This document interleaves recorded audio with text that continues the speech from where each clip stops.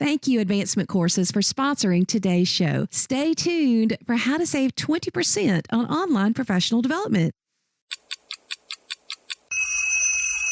Today is one of those shows like, why are we all doing this? Teachers, you're going to learn a way that you can get some awesome help in your classroom while mentoring pre-service teachers and pre-service college professors. You're going to get a fantastic idea to give your pre-service teachers real experience. So today is episode 417, Pre-Service Teachers in a Virtual Co-op Program. Enjoy.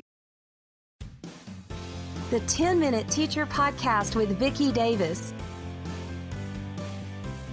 Every weekday, you'll learn powerful, practical ways to be a more remarkable teacher today.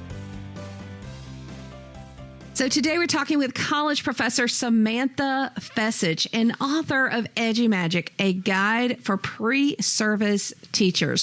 So Sam, your teachers do something really cool called a virtual co-op program. What is that? Right. So whenever I first started teaching at the college level, my first class was an ed tech class, and I taught it to about 50 students. And in those course evals that come back, about 6 students said, "Oh, this is busy work. When am I ever going to use this?" So I thought to myself, "Oh no, we don't do that here." So I went to ISTE and I found out about a mentorship program that one of my colleagues was doing, and her name was Mary Alice Curran, and she did a mentorship program where she had her pre-service teachers pair up with practicing teachers on Twitter and kind of show them the ropes of a PLN and how to get connected, what the good chats were and all that jazz. And I thought to myself, oh, that's a great idea. How can I use that with my students? So I was teaching the class online to about 6 students, and I reached out to my PLN on Twitter and said, "Hey guys, does anyone want to pair up with a pre-service teacher where they can make stuff with technology for you to use in your class?" And I had about 10 teachers. Yes. I only had 6 students, so I can only use 6 of them. But from there, this idea kind of grew. So I've been pairing up pre-service teachers everywhere from pre-K4, special education, middle level, all sorts of topic areas there, and then secondary as well, with practicing teachers from around the world in their content area. And what makes it really powerful is now they're creating artifacts using technology that the practicing teachers can use in their classrooms with their students. The authenticity of those assignments are incredible.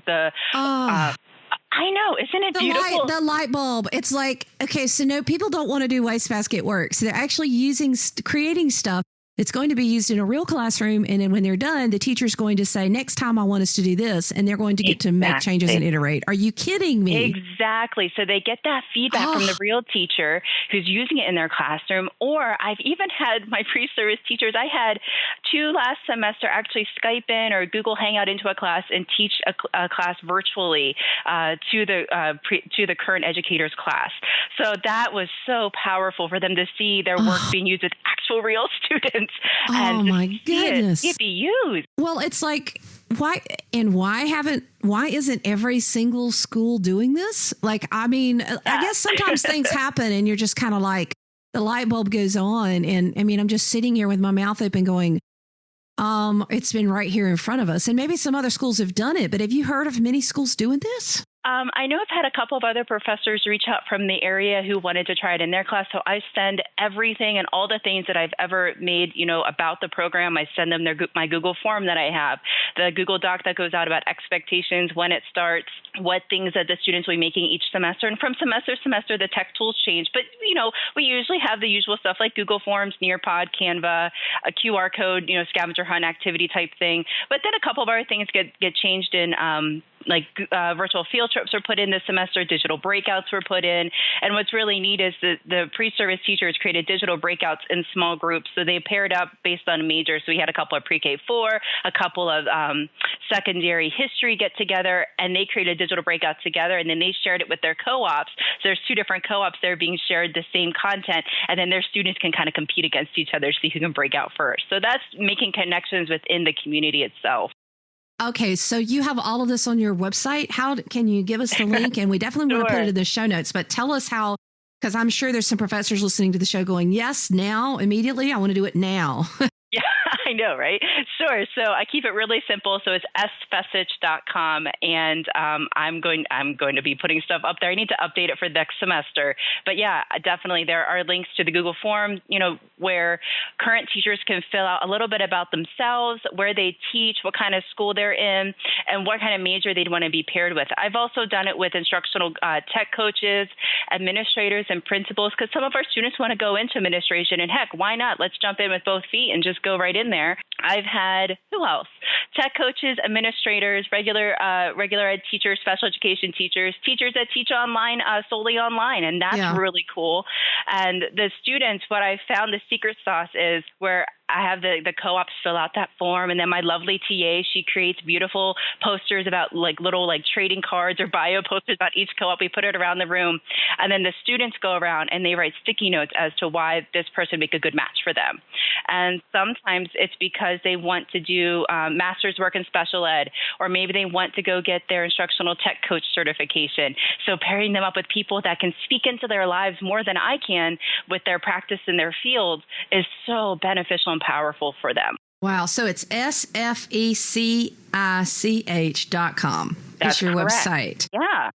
Okay, so let me just ask you this question. And, some colleges are really, I hate to say over the top about their intellectual property, but they are. I've known students who've, created artwork or whatever, and then the college wanted to claim ownership, didn't want to let the kid do anything with it. Have you had any intellectual property issues with these kids, with the college students creating things for classrooms and just giving it to the teachers? No, I haven't. Cause I instill that mindset of sharing is caring, and we all have great things to share, whether it be experiences, artifacts, ideas.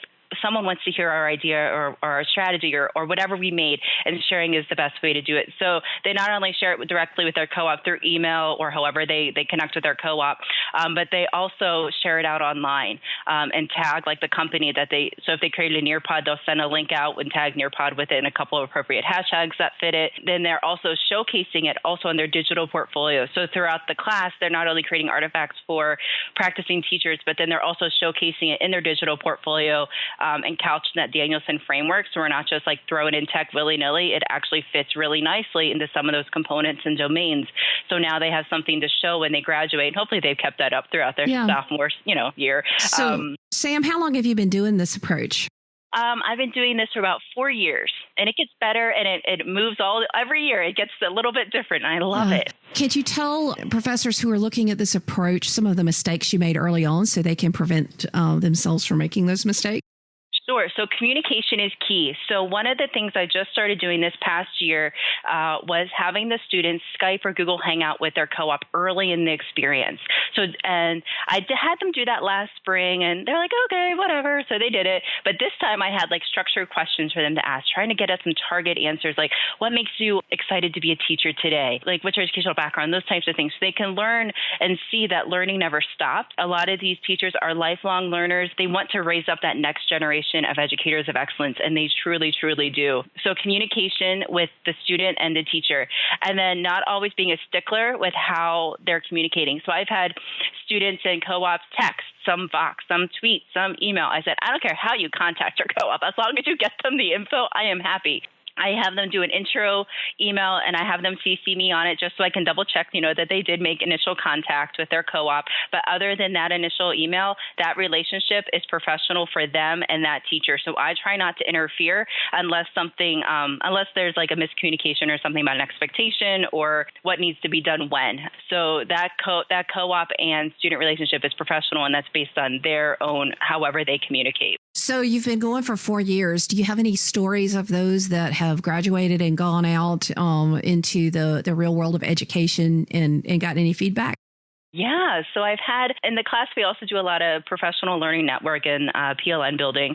So in that class, I've had one student who was very much against starting Twitter. And she kept it and did a couple of Twitter chats and things like that throughout the years. And whenever she graduated, she was able to connect with one of the educators in her hometown that she wanted to move back to. And she was given kind of the inside scoop on who's hiring when and what are some good districts to check out. And by the time that she was done with all of her interviews, she was able to choose where she wanted to go based on 4 job opportunities. I've had students who come back to me and say, my digital portfolio is how my administrator found me. And they wanted me because of the stuff that I had on my portfolio and how I showed my excellence in education. It's really cool to hear those awesome stories about how they've used their digital presence or their PLN to really empower themselves to become educators of excellence and find that job. Well, and as a classroom teacher, I strive for authentic audience and never want to do wastebasket work. Mm-hmm. And you've got an authentic audience, and not just an authentic audience, but really it's almost like these co-ops are partner teachers, aren't they? They really are. I'm so glad you brought that up. One of the co-ops came up to our class last semester, and she hosted a Twitter chat with us. It was Mastery Chat. And then she stuck around the next day, 8 a.m. We're back in town. And she comes in and she shares the power of her PLN and reflecting. And she was able to bring in other speakers and authors to join our class that morning. And that was she was a co-op for 2 of my students. So that was really cool for them to see that connection. And they really do speak into the class, and they're able to provide so much experience and knowledge that's going on in the real classrooms today. Wow. And, teachers need support. We need help. And when somebody says, hey, can I help you? You're just like, really? You'll help me? I would think the co-ops are just thrilled. And so the teachers who would love a co-op can also go to your site at sfechfessage.com and sign up and say, hey, I think you're going to be inundated, Sam. I hope so. Oh, my goodness. This is so exciting. Yeah, I love working with game changers in education. It just makes the whole classroom experience so much more authentic for the pre-service teachers. It does. So virtual co-op programs, if you know somebody working with pre-service teachers, why aren't you considering it? And maybe you should. Thanks, Sam. Start off the new year strong by planning your professional development with advancement courses. They offer over 200 online graduate-level PD courses in 19 different subject areas for K-12 teachers just like us. And because they're online and self-paced, you can take them anywhere and anytime with up to 6 months to complete.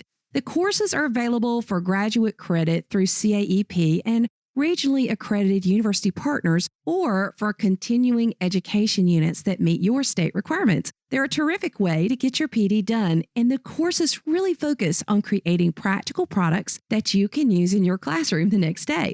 Right now, my listeners and blog readers can save 20% off each course with the code COOL20. That's just $120 per graduate credit hour or $160 for 50 clock hours. So go to advancementcourses.com/coolcat and learn more and use the coupon code COOL20. Never stop learning. Thank you for listening to the 10-Minute Teacher Podcast. You can download the show notes and see the archive at coolcatteacher.com/podcast. Never stop learning.